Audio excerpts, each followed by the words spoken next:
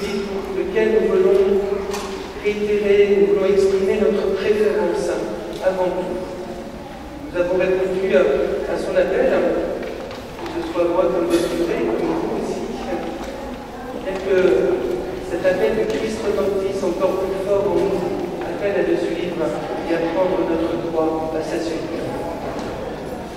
Au début de cette Eucharistie, reconnaissons simplement que nous sommes pécheurs. Jésus s'adresse à ses apôtres en leur disant cette phrase si extraordinaire. Celui qui m'accueille, celui qui accueille mes disciples, ce n'est pas simplement lui qui l'accueille, mais c'est moi qui l'accueille, et il accueille celui qui m'a envoyé. C'est dire que lorsqu'on accueille un disciple de Jésus, on accueille Dieu le Père. Ceci m'amène, frères et sœurs, à l'occasion de cette messe, dans ce dimanche, à exprimer ma reconnaissance et mon action de grâce. Parce que, il y a 9 ans, vous m'avez accueilli. Et vous m'avez accueilli avec un cœur très très grand. Je ne sais pas si le mien a été aussi grand. En tout cas, j'ai toujours ressenti cette grande générosité, cet accueil si large, si bien que je me suis senti bien tout de suite. Et cela a duré. Je voudrais précisément que nous puissions partir de cet évangile si dense et si fort pour réfléchir un peu justement à cette place du prêtre dans une communauté paroissiale et cette dimension, d'abord, dimension d'accueil. Et il me semble que précisément dans cet évangile, ce que Jésus nous dit ne concerne pas simplement ce que les fidèles devraient faire vis-à-vis des disciples du Christ, vis-à-vis de leur curé, mais qu'il y a quelque chose qui est valable aussi dans les deux sens. Tout d'abord, le Christ nous est particulièrement exigeant et fort, mais cette exigence du Christ, elle est, il me semble, extrêmement libérante, puisque finalement, il s'agit, même face aux liens les plus forts qu'on ait pu nouer dans son existence, les liens familiaux, avec son père, sa mère, le Christ vient réaffirmer que celui qui ne renonce pas à cela, pour le préférer, n'est pas digne de lui. Et donc il y a une épreuve, un passage par la croix, que nous avons à faire tous dans notre vie chrétienne. Et tout au long de cette vie chrétienne, c'est de pouvoir réaffirmer, de pouvoir réancrer en nous cette préférence pour le Christ. Et ceci, c'est loin d'être gagné, parce que finalement, nous avons des réflexes, nous avons des attachements familiaux, nous avons des attachements affectifs, nous créons des attachements là où nous sommes, et que bien parfois ces attachements peuvent être, disons, un frein ou un obstacle à notre suite du Christ. Et en disant ça, je prends cela aussi pour ma part, parce que évidemment quand on arrive dans une paroisse, eh bien on arrive avec des habitudes, des convictions, des façons de faire, et puis on se retrouve dans un milieu très différent, comme cela a pu être mon cas en arrivant dans cette paroisse. Et donc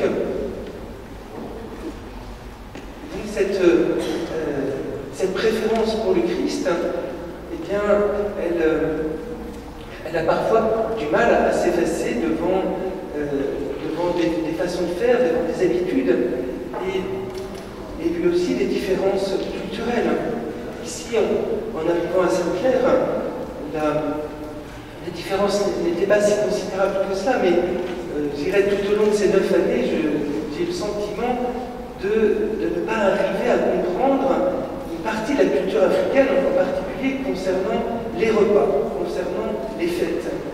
Que, voilà, nous, de façon très rationnelle, nous essayons d'organiser, de prévoir, puis de vouloir faire payer, etc. Enfin, il faut que tout ça, ça rentre dans un cadre très précis. Bien, je crois que vous m'avez fait comprendre qu'il y avait une autre façon de faire qui est beaucoup plus généreuse, hein, et qui ici, en l'occurrence, fonctionnait beaucoup mieux, où on voyait arriver des familles entières avec des grandes bassines, des grandes casseroles, avec de la nourriture pour une grande assemblée. Finalement, là où nous avons beaucoup d'inquiétudes, eh bien, vous apportiez cette expérience, cette générosité, et qui était capable d'une véritable convivialité. Au bout de ces 9 ans, je crois que nous ne sommes pas vraiment arrivés à aller jusqu'au bout de cette logique, et je le regrette un petit peu, mais ouais, ça montre qu'en fait, il y a parfois aussi une difficulté à accepter aussi d'autres façons de faire, et peut-être plus profondément, finalement, cette difficulté à faire une véritable place à l'essentiel, c'est-à-dire au Christ, sachant que le reste, eh bien, on doit aussi pouvoir se faire confiance les uns les autres et aussi s'abandonner à la providence. Donc il y a cette préférence pour le Christ à vivre, et tant du côté du pasteur que du côté des fidèles. Et nous savons bien que c'est une mort à soi-même qui doit s'opérer pour cela, c'est-à-dire de pouvoir accepter une parole différente, une parole qui parfois nous dérange et qui pourtant, malgré aussi les imperfections de cette parole, mais ça va nous permettre de faire retentir la voix du Christ. Donc, préférence pour le Christ. Mais il y a plus encore dans cet évangile, c'est aussi la place du Père du ciel. C'est-à-dire que, en fait, tout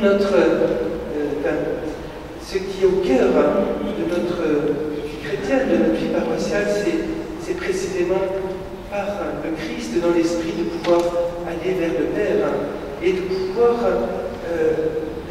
tous ensemble aller vers celui que l'on rencontre que dans le secret de son âme, dans cette rencontre personnelle. Et nous savons bien qu'il y a beaucoup de barrières pour cela, il y a beaucoup de blessures qui nous empêchent d'avoir confiance dans notre Père du ciel, qui nous font craindre une rencontre avec lui. Et donc, eh bien, le Christ nous redit combien c'est en passant par lui que nous pouvons aller vers le Père. Et du point de vue sacerdotal, du point de vue du prêtre, évidemment, c'est une position délicate pour nous, puisque cette paternité que nous revendiquons, ce beau titre de père que vous voulez bien utiliser pour nous adresser à nous, ce beau titre de père, c'est extrêmement, lourd à porter. Parce que, précisément, il s'agit que notre paternité ne s'arrête pas à nous-mêmes, mais qu'au contraire, elle soit un écho de cette paternité divine et qu'elle puisse vous permettre de vous lâcher, de vous aventurer dans cette rencontre avec Dieu le Père, avec confiance. Et donc il y a, dans la paternité sacerdotale, il y a, je dirais fondamentalement, un exercice de cette paternité et en même temps un effacement, une discrétion de façon à ne pas faire écran à la paternité divine. Bien tout cela, frères et sœurs, effectivement, on en mesure chaque jour la difficulté.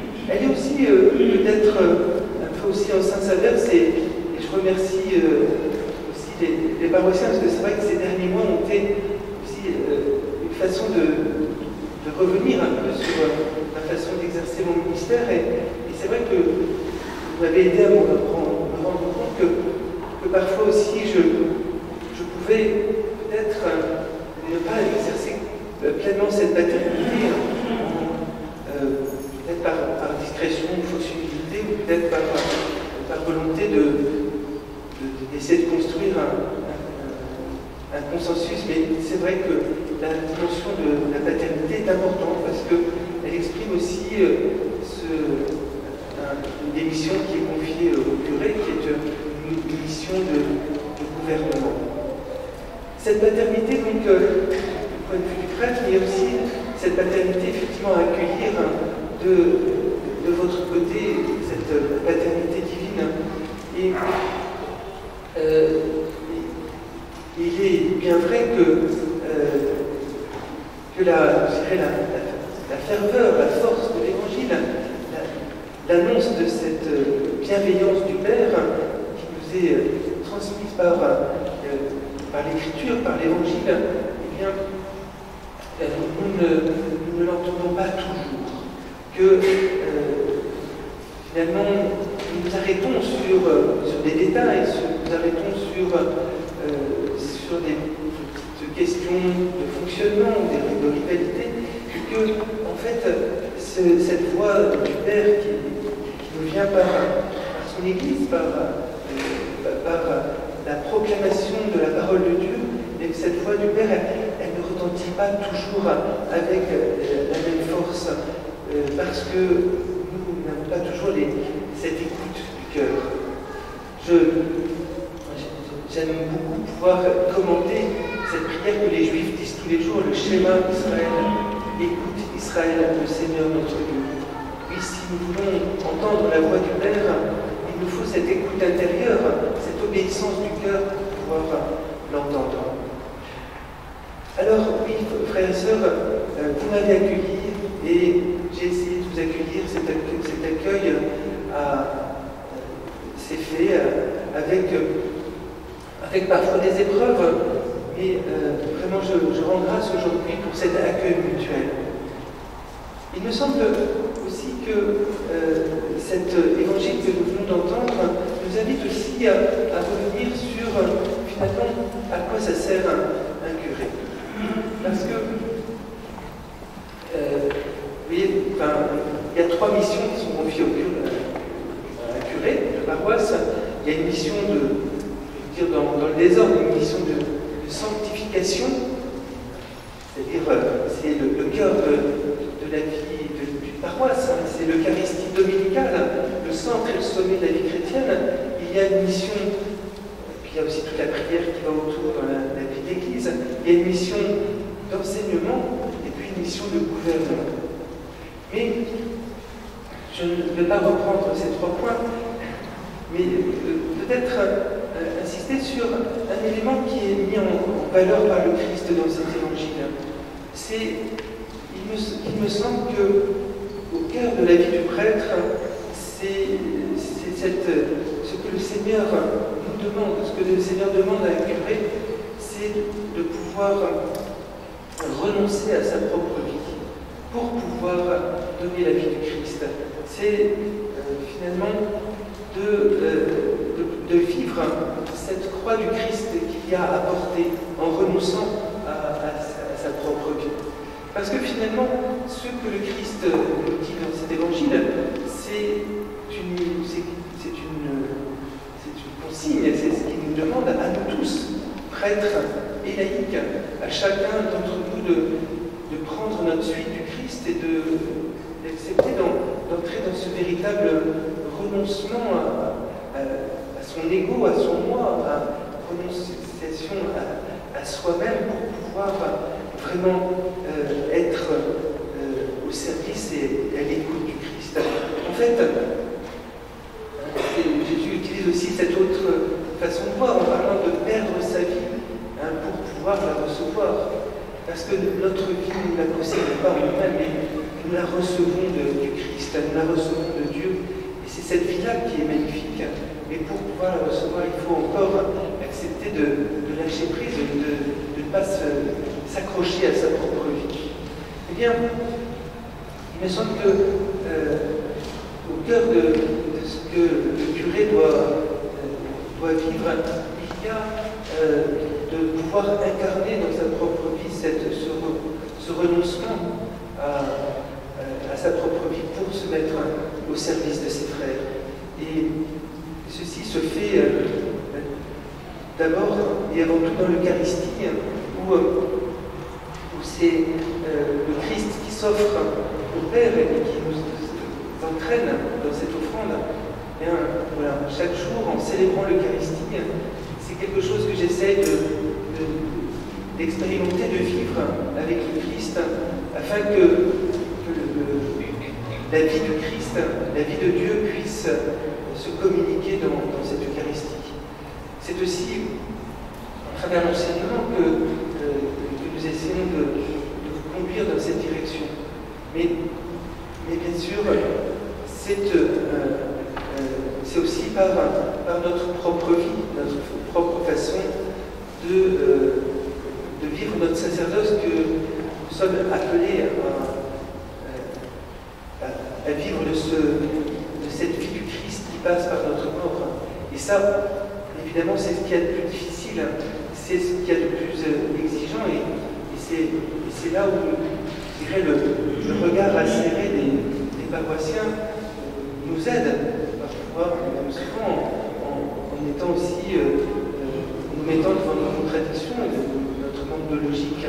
En tout cas, vous voyez, il me semble qu'il y a quelque chose de cela qui est au cœur de notre sacerdoce et de la façon de vivre, d'agir en tant que curé.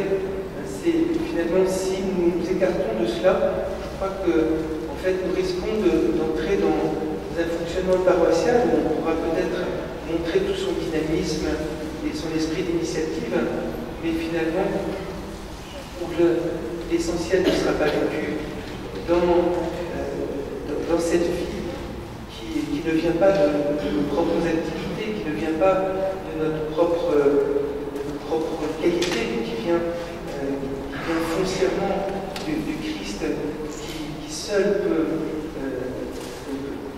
seul est la raison d'être de nos communautés chrétiennes, qui seul est la raison d'être de nos vies.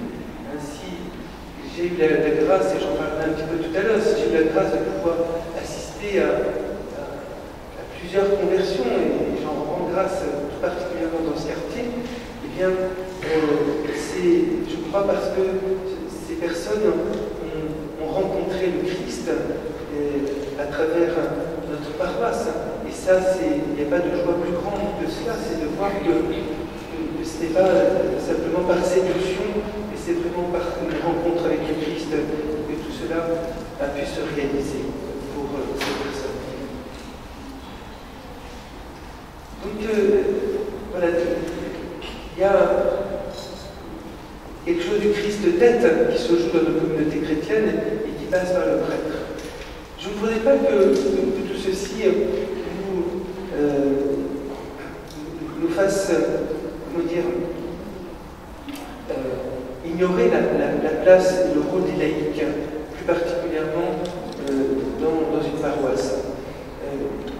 Évidemment, pour de multiples raisons, et notre époque actuelle en est l'occasion, il y a parfois un sentiment d'une grande tension entre prêtres et laïcs. Je vous remercie beaucoup parce que je n'ai pas du tout senti cela sur notre paroisse.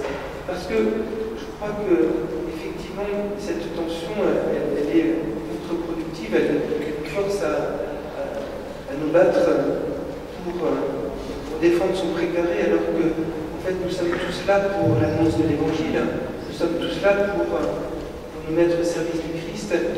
Et je suis très impressionné de voir tous ceux qui ont accepté une mission pendant ces années sur la paroisse et qui la portent maintenant, de voir les responsabilités que ces personnes ont bien voulu prendre, et cela bénévolement, gratuitement, avec une générosité extraordinaire. Loin de moi aussi de faire croire, de faire penser que les laïcs seraient les exécutants de décisions qui sont prises par le curé.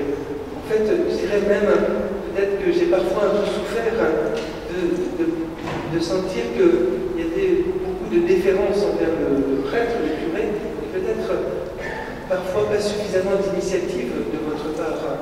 Je crois que il y a la grâce du Christ, elle est pour tous. Et les laïcs, vous-même, vous êtes appelés aussi à entendre la voix du Seigneur, la voix de l'Esprit Saint qui vous suggère des services, qui vous suggère des actions, qui vous suggère de mettre en place un certain nombre d'initiatives pour la gloire de Dieu et le salut du monde. Et il ne faudrait pas croire que tout doit venir du prêtre.